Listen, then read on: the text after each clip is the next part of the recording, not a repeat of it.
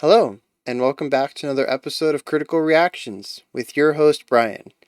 I know yesterday I said that we would do two today, and then that would leave Friday empty, and I would probably do a bonus video, but unlike yesterday's optimism of rolling through one more day of double videos, I'm a bit burnt out from it. So we're going to do one today, which is Thursdays, and then tomorrow will be Fridays. I don't know when the bonus, it'll probably be a bonus video for next week, just because I don't have it in myself to do like I don't know 15 videos in a week. That is just a lot. So we are back on schedule now, which is phenomenal. Speaking of which, like I said, this is the lower end song of the poll. It is a random track from one of the lower voted bands.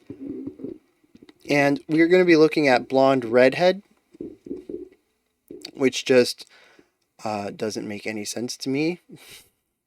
That is definitely a band name. And the song is 23, which gives me even less context than the name of the band does. So let's get into some more shoegaze.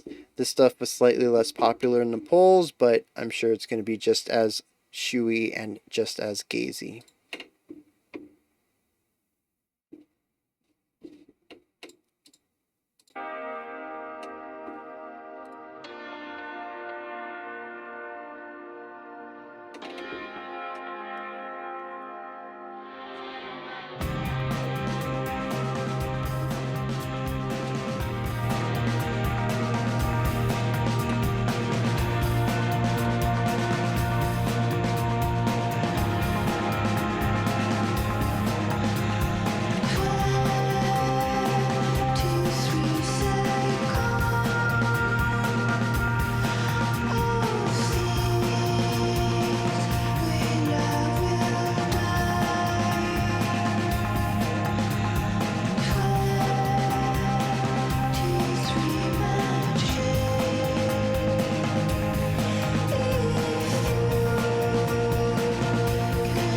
I love those little snare runs. They add a lot of energy to juxtapose her sort of energyless vocals.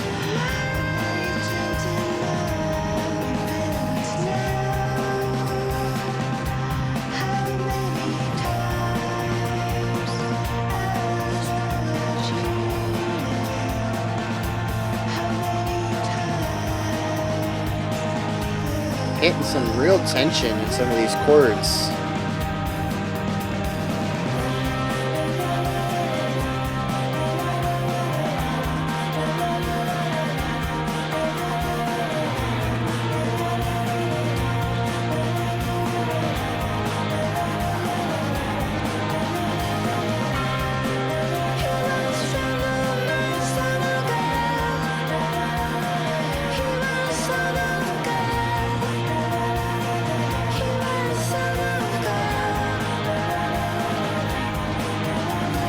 So many layers though, they're even tossing in multiple vocal layers.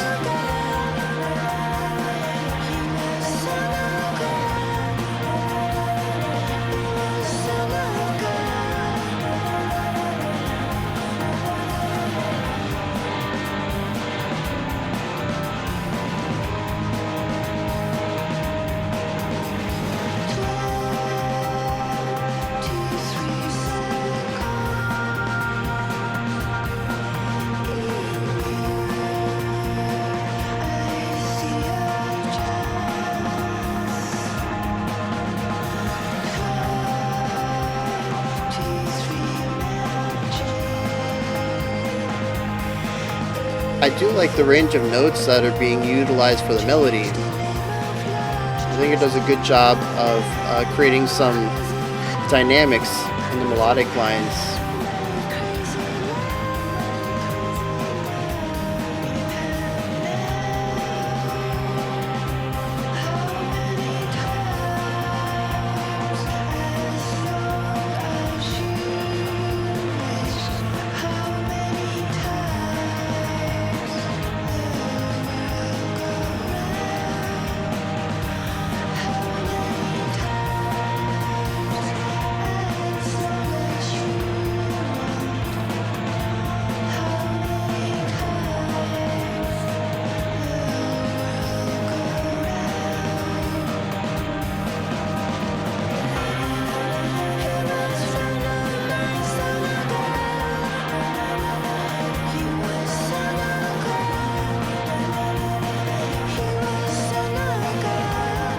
So we have two vocal tracks plus a reverb on one of them. The bass, the guitar, the drums, some sort of synth pad.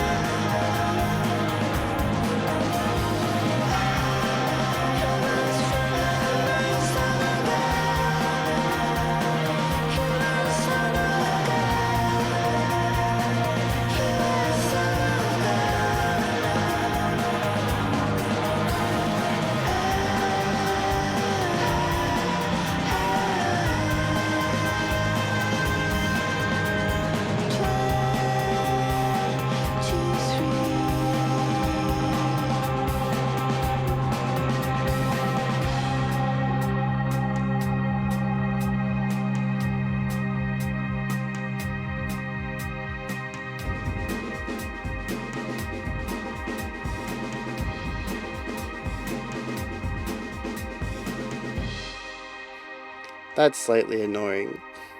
Just to me. Spend the whole song playing the exact same drum pattern, and then oh, look at that. We've listened to 4 shoegaze songs, and now YouTube's recommending me some shoegaze stuff already.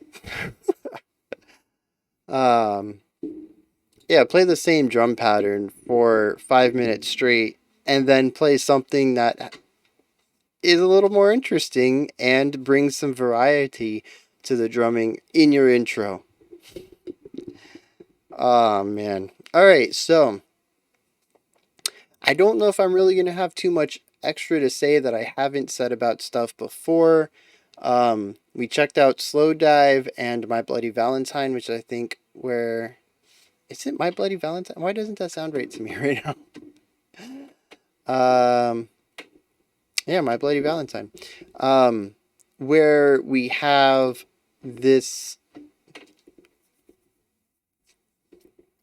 juxtaposition between sort of the dreamlike, ethereal cleanness that we're hearing in the subdued guitar works and the vocals, and kind of juxtaposing that with some grit that we're finding in the electric guitar with some heavy modulation and overdrive.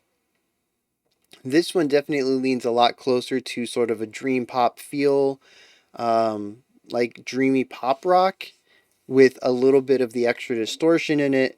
Very different from Earth Mover from Have a Nice Life, which was sort of the other side of the coin, where we had a lot of the gritty, dirty distortion and juxtaposed a little bit with some of the dream-like poppiness. The other thing is that, another thing that I'm seeing between a lot of these bands is strong repetition. I don't know if this or post rock came first. I don't know who had the inspiration on the other, but all 4 of these songs we've checked out utilize a single musical idea and don't really stray too far from it. We do have a sort of verse and chorus idea you utilize throughout the songs, but it's not so much a changing up in the foundation, it's usually an adding or a removing of an aspect. Such as if we go back to My Bloody Valentine, the removal of the vocals and the addition of the dissonant chaos. So, but the core foundation, the bottom of the song doesn't change. In this song particularly, we don't see much changing in the drum pattern. We don't see much changing in the bass run, which is mostly playing root notes from what I heard. We don't hear too much moving in the chordal work, in the guitar. It's our main signifier for the difference between sections is the vocals. The vocal pattern, which would be the melodic rhythm, the melody line, and the vocals themselves, what are being said. Is it saying something new, or is it repeating something we've heard before? And that's really kind of the only signifier, whether we've moved from a verse or a chorus into the other, is what words are being said. For the most part, the song is very identical. And I hope I'm not oversimplifying on that. I mentioned all week that a lot of these songs sound like they're doing the same thing, and maybe there is some nuance that I'm not hearing as a first time listener, but I would not be surprised if I got the sheet music for any of this and it was 4 to 8 bars with a repeat sign at the end of them, and then, like a times 60 on it. Not to put the music down at all. Obviously, the musicality of it, the theory behind it, is not the focal point of this music. We are looking at more of an atmospheric idea, texture, tone, timbre. It's more about creating a space for the vocals to be put into rather than creating strong music that exists on its own without the vocals.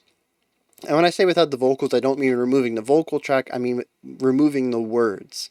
The melody line that the vocalist is using could be hummed or applied to another lead instrument, and it would be looked at for its compositional, its musical characteristics rather than its lyrical characteristics, and how the poetry of the words work.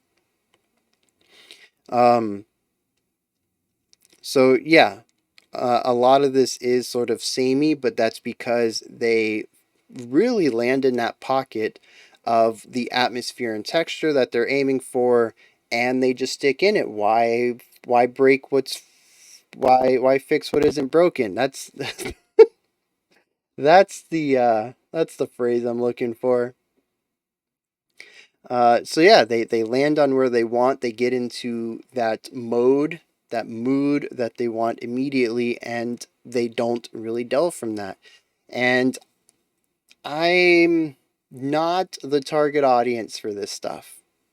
Not that I'm hearing so far. This is post rock with less progressive musical elements in a sense. It's like post rock meets pop rock, and I'm not a huge fan of either of them, and I don't know if there's a multiplicative aspect where combining the two things I don't like makes me dislike the two aspects more, or if it's just that the combination is bouncing off of me. It has nothing to do with the fact that I'm not a big fan of either of the genres being mixed, but none of the songs we've checked out this week have really hit me as a listener, casual listener, too much. Um, and I do think it's a bit of a shame. I have promoted in the past. Even if I don't like a song, I will find positive things to talk about. Whether it's a sort of appreciation I have for some of the techniques, or maybe it's some things that I heard that maybe would help somebody else, maybe a fan, come to, kind of put into words why they enjoy the music. And I like to promote the idea that every song out there has something to learn from it, even if you don't enjoy it. That all music, or that no music needs to justify its existence, that all music is good. And I have sort of been a bit flabbergasted and short of words for the bands this week. And I don't want that to be a sign that there's nothing to glean from this stuff. If you are looking to create atmospheric or textural work, if you're looking at smashing seemingly two genres that are at ends with each other, I don't think you could do wrong with delving into shoegaze and trying to see why it works the way it does. But it also kind of exists in this weird vacuum where a lot of what it does chucks what I talk about out the window and focuses on concepts that I am not exactly, I don't have the experience to talk about. So I was kind of hoping by the end of the week. I know there's still one more video this week. Maybe I'll have a revelation. But at this point, I think I have a pretty strong grasp on the genre. And other than Have a Nice Day, which had some post rock elements into it and was a bit lengthier, so there was a little bit more I could latch onto, these shorter tracks that kind of sit in one pocket and don't do much moving, I don't really have much to talk about other than what I've already covered, which is atmosphere and texture. So that is going to be the end of this one. Those are my thoughts on Blonde Redhead. Yes, Blonde Redhead song 23. That's where you guys come and hit me up in the comments. Let me know what you know about this. If there's anything that I'm missing. Hey, maybe you're a huge shoegaze fan. Maybe you're a huge Blonde Redhead fan. Let me know why you keep coming back to this genre or this music. What you get out of it. What you enjoy from it. Let me be the student this time. And, you guys can educate me on why this music is so good to you. There's a description box above the comment section if you'd like to check out any links adjacent to the channel, and there are a few buttons under that, like, subscribe, and a bell to ring. They help out the channel immensely. I will be back tomorrow at 5 p.m. Eastern Standard Time, 10 p.m. UTC, with the final episode, the final video for this shoegaze week. And then we'll have special selections on the weekend. Alright, so until next time, remember to be critical and not cynical of the music you listen to, and have a fantastic morning, afternoon, or weekend, whenever you choose to watch my videos.